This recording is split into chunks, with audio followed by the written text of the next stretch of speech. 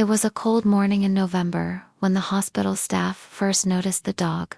She sat quietly near the entrancer's alert, tail still, eyes fixed on the sliding glass doors that opened and closed with each passing patient.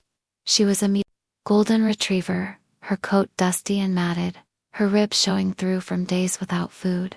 No collar, no name. People came and went. Some noticed her, most didn't. A few kind nurses tried to coax her away with scraps of food, but she refused to move too far from the entrance. She would only eat what was tossed near the sidewalk, never crossing the invisible line she'd drawn for herself. Then she'd return to her spot, vigilant, waiting.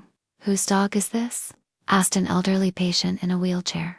"No one knows," replied the orderly. "She just showed up 3 days ago." 3 days turned into a week. Then 2. Rain came. So did frost.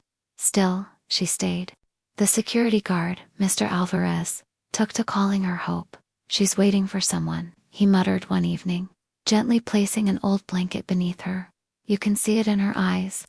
What no one knew, what only Hope remembered, was the last time she saw her human, a car, sirens, screams, her own, a young man with kind hands, and a smile that always reached his eyes being taken away on a stretcher. She chased the ambulance as far as she could, then she waited, and waited, and waited, because Hope was not just her name, it was all she had left. Winter deepened. The hospital grounds turned gray with slush and ice. Still, Hope refused to leave. Patients noticed her. So did the hospital staff. Children being wheeled in for chemo would wave to her. Doctors paused to leave food. Even the janitor, silent and stern, began slipping her bits of sandwich during his lunch break. "She doesn't bark, doesn't beg," said Nurse Lila one night. "Just waits." Every day, Hope would perk up at the sound of sirens, ears twitching, tail wagging ever so slightly. But it was never him. Never her boy. A local shelter came by and tried to take her in. She growled. Not out of anger but fear, as if being taken away would mean she might miss him when he returned. They gave up. Snow began to fall in thick, soft flakes. Hope dug a spot beneath the awning, curling into herself to stay warm. Her eyes, once bright, dimmed with exhaustion, but never gave up.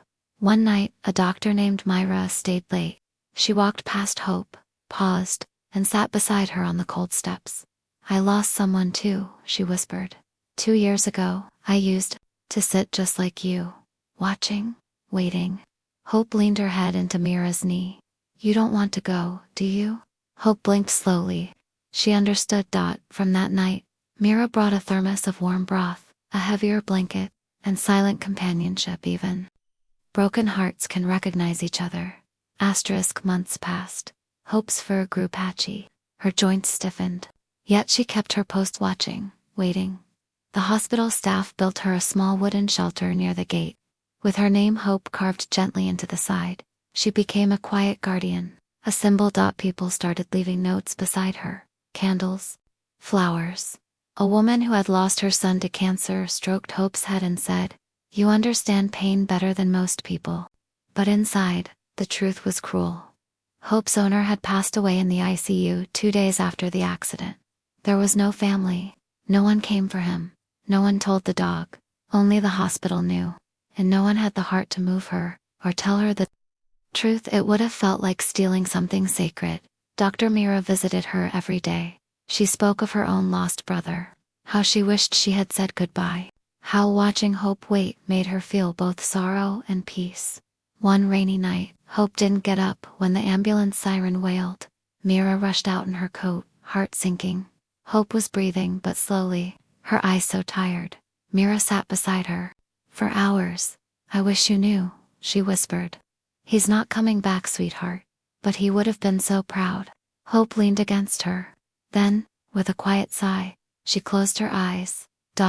And for the first time in nearly a year, she slept through the night. Spring arrived. Hope's shelter remained near the hospital gates, now surrounded by tulips and handwritten letters. But the dog herself was gone. Myra adopted her ashes, placed them under a cherry tree in the hospital garden, a small plaque read, "Hope she waited with love, even when no one came." But the story didn't end there. People kept coming. Children left toys beside the plaque. Patients with terminal diagnoses sat beneath the tree, whispering their fears. Nurses took breaks near the spot to feel something they couldn't explain. One day, a stray puppy showed up small, trembling, eyes full of uncertainty, and just like that, the cycle began again. This time, Myra took her in, named her Faith. She wore a red tag, and on it were the words, "In honor of Hope, who taught us how to wait, and how to love, without end." Moral message: true loyalty doesn't ask for anything in return. It waits, it believes, and it loves until the very end.